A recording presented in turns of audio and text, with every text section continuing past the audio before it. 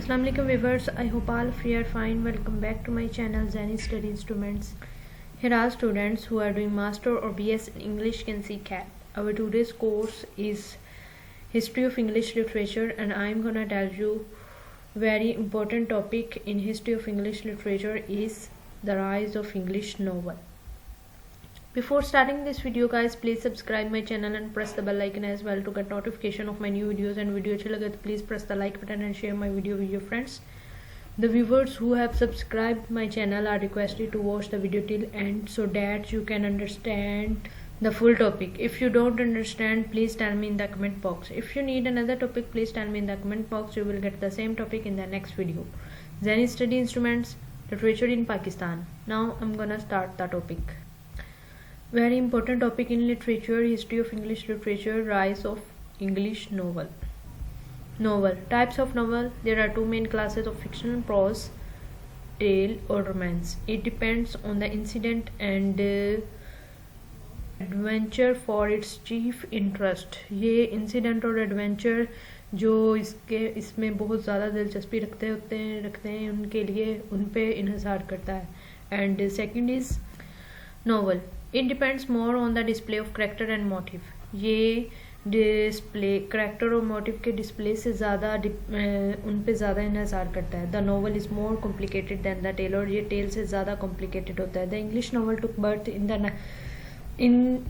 in the 16th and 17th century and reached a great height in the age of Pope and Dr. Johnson. English novel ने 16वीं और 17वीं सदियों में birth किया, यानी कि इनकी 16वीं और 17वीं सदी में इनकी पैदाइश हुई और इन्होंने ग्रेट हाइट तक ये पहुंचे पोप और डॉक्टर जॉनसन की एज में.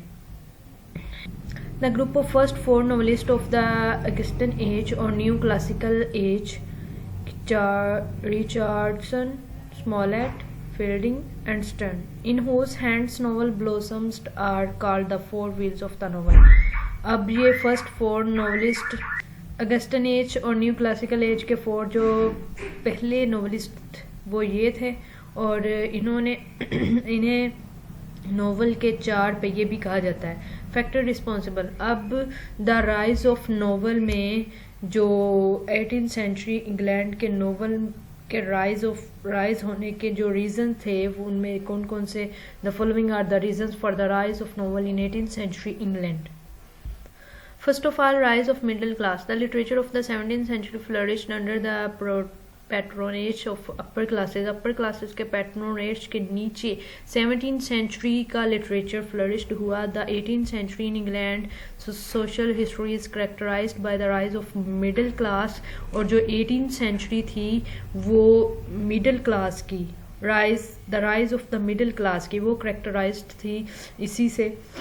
Because of the tremendous growth in trade and commerce. So trade और commerce में tremendous growth की वजह से the England merchant class was becoming wealthy, और जो इंग्लैंड की merchant class थी वो बहुत ज़्यादा wealthy थी. and this newly rich class wanted to excel in the field of literature also. और यही new class इन्होंने ही चाहा था कि literature के field में काफ़ी नई तब्दीलियाँ, काफ़ी अच्छापन आए. Second is newspapers and magazines. In the 18th century, the appearance of newspaper and magazines attracted a large number of writers from the middle class. Middle class के लिए middle class में 18th century के जो magazines और novel वो middle class के Riders की एक बड़ी तादाद को अट्रैक्ट करते थे. यानी कि न्यूज़पेपर और मैगजीन्स की ऐसे थे कि वो पढ़ने वाले को अपनी तरफ खींचते थे. These new writers had little interest in the romances and the tragedies, which had interested the upper class. और यही न्यू जो राइडर्स थे वो बहुत कम इंटरेस्ट रखते थे रोमांस में, ट्रेजेडी में, अपर क्लास के इंटरेस्ट के लिए. Thus need for a new type of literature rose that would express the new ideas of 18th century. और यही ज़रूरत थी नए लिटरेचर के रोज़ होने की, यही एक वजह थी, और नए आइडियाज़ 18th सेंचुरी में एक्सप्रेस करने के लिए. Rise of realism. The 18th century literature was characterized by the spirit of realism and romantic features like enthusiasm, passion, imagination, etc. declined in this period. 18th century का जो literature था वो realism और romantic futures यानी कि एथिसिज्म, passion and imaginations के साथ characterized था.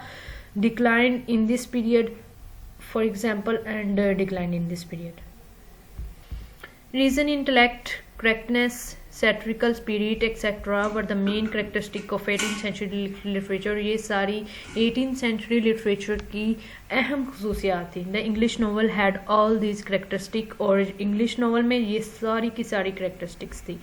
Rule of women. In the 18th century, women of upper classes and the middle classes could partake in a few activities of men. 18th century में जो औरतें थी upper class की और middle class की वो आदमियों की सरगर्मियों में भी हिस्सा लेती थी. Although they could not engage themselves in administration, politics, hunting, drinking, etc. Hence, in their leisure time, they used to read novels. हत्ता कि ये एडमिनिस्ट्रेशन, पॉलिटिक्स, हंटिंग, ड्रिंकिंग ऐसे चीज़ों में ये खुद को इंगेज नहीं करती थी. हाँ, अपने फ्री टाइम में, अपने फ़ारग वक़्त में ये नॉवेल्स रीड करती थी. Decline of drama, that last reason rise of novel का. Decline of drama. The decline of drama also contributed to the rise of the novel in the 18th century. जो decline drama था वो 18th century के novel के rise होने में भी शामिल है. In the 18th century, drama lost the fame that it had in the Elizabethan age. जो fame drama को Elizabethan age थी वो ड्रामे ने 18th century में ख़त्म कर दी, खो दी. It did not remain an influential literary form और ये अपनी influential literary form में नहीं रहा था. Hence some others had to take its place and its place was filled by the English novel after 1740 AD. Thus the decline of drama led to the rise of English novel.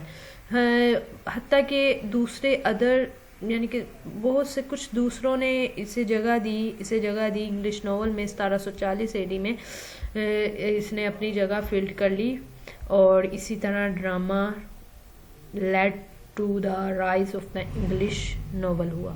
Guys, ये था हमारा आज का topic, rise of the English novel, 18th century English novel. Thanks for watching this video अच्छी लगे तो please press the like button and share my video with your friends. अल्लाह हाफिज़.